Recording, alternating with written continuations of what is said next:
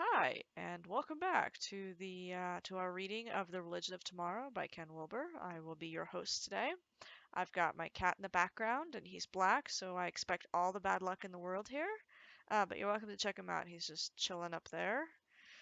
In fact, here he is being a little bit more chill. There we go. All right. The ultimate goal of early Buddhism was to escape samsara, the manifest realm of life, death, rebirth, old age, suffering, and sickness, entirely by following the Eightfold Path and attaining nirvana. Nirvana means essentially formless extinction. The prefix nir means without, and vana means everything from desire to grasping to lust to craving itself. The overall meaning of blown out or extinguish is as if a lit candle were handed to you and you leaned over and blew out the flame. What is then extinguished or blown out? All the typical marks of samsara in self, including suffering, the angst that comes from craving for permanence, the separate sense self or self contraction, often called ego, and its inherent fear, anxiety, and depression. The state of nirvana is sometimes said to be a state similar to deep, dreamless sleep, in which, of course, there is no ego, no suffering, no hankering for permanence, no space, no time, no separation. If anything, there is simply the boundless peace or vast equanimity of being liberated from the torture of samsara and its suffering inducing ways.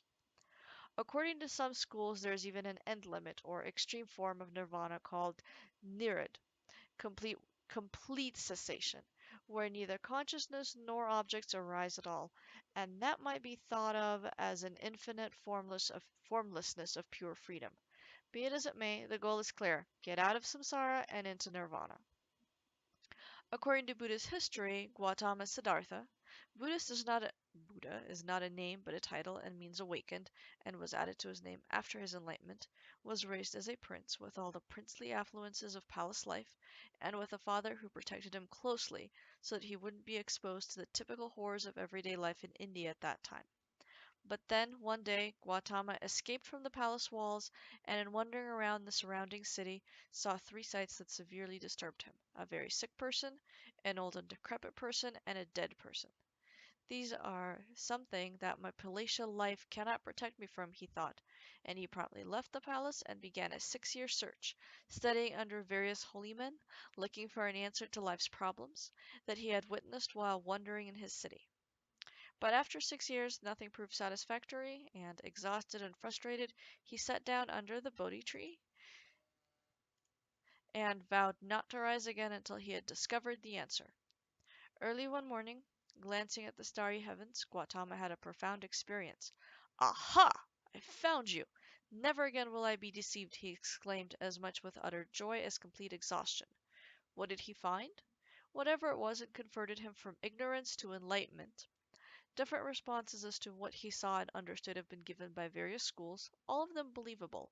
One was the twelvefold chain of dependent origination, a profound understanding of the completely interwoven nature of all reality and the inexorable role of causality in tying them all together, all of which conspire to inevitably cause suffering when driven by grasping.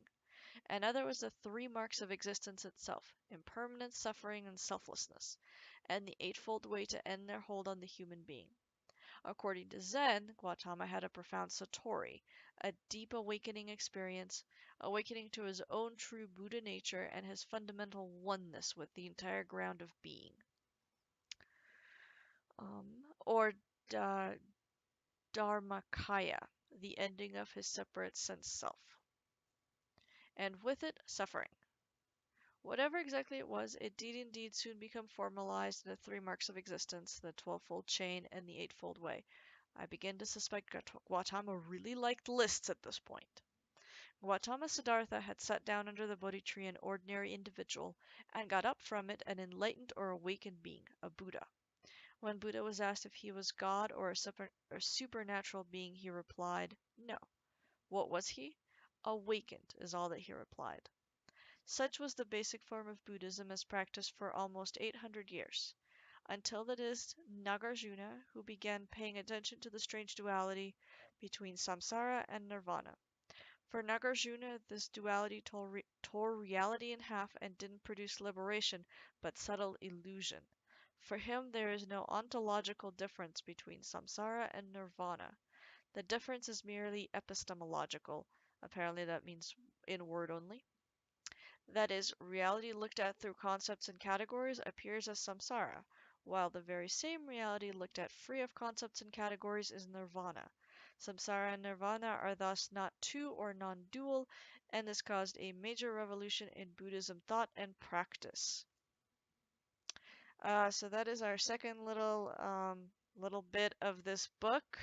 We are now on page 22, and I hope you hang out a little longer. Have a lovely rest of your day.